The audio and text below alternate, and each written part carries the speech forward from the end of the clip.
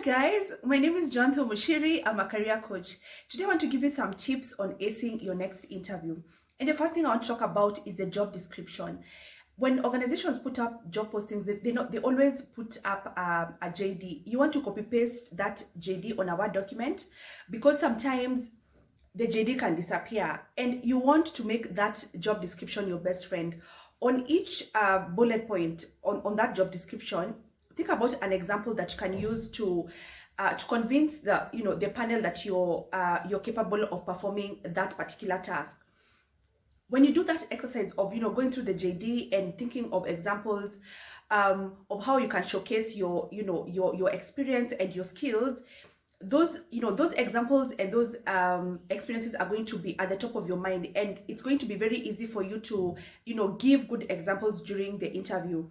And the next thing is, so the interview is going to be broken down into different sections. So there's the introduction part, then they might ask some questions just to test your soft skills, your technical skills, and then there's the salary negotiation part, and then they always ask if you have any questions for them. Now you need to understand all these sections and prepare for them. If you're very good at the introduction and then you don't do very well in the technical interviews, you're going to fail the interview. Or you could be very good answering the soft skills questions, but then you're not very good at maybe the introduction, or then during the salary negotiation you're not very good at like showcasing your value and your worth. You might end up getting disqualified. So prepare for all the parts of the interview, from how you're going to ask how you're going to negotiate your salary, to the introductory bit, to how you're going to answer the technical questions. Just make sure you're ready.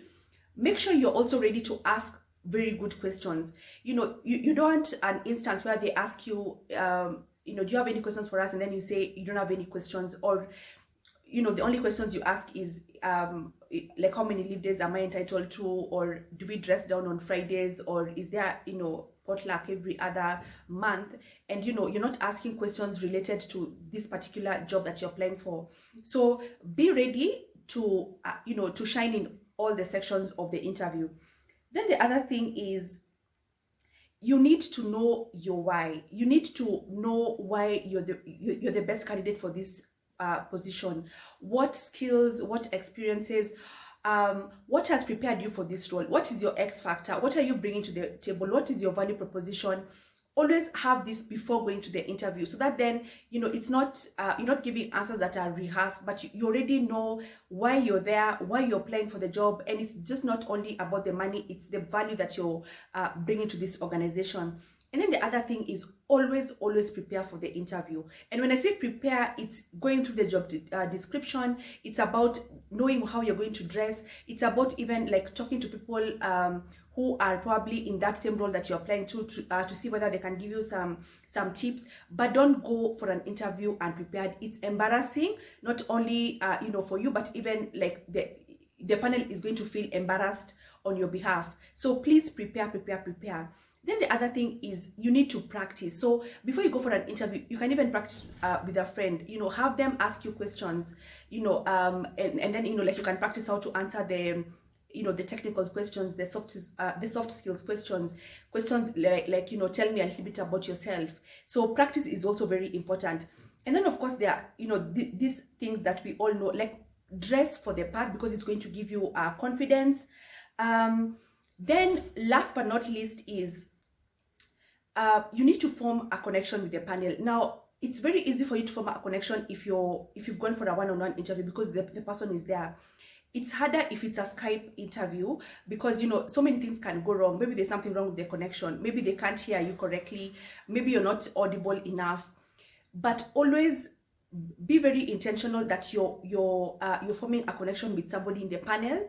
And how do you form a connection? It's making sure that you're answering the questions that they're asking you. I don't know if you've been in a situation whereby you ask somebody a question and the answer they give you is nowhere related to the question that has been asked. You form a connection when you answer the right questions, when you have prepared beforehand, so that if it's a Skype interview, you have made sure that the connection is good, you have fast internet, your microphone is okay, you have a backup of the backup in case your Wi-Fi messes up or electricity goes, you know, like you have a backup.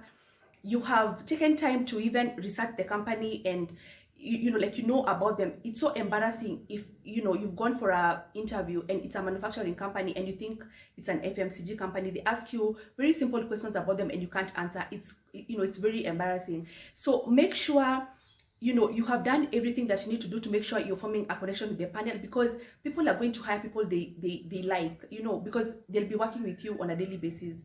So you need to be able to form a connection. And then I think I've also mentioned about doing your research about the company.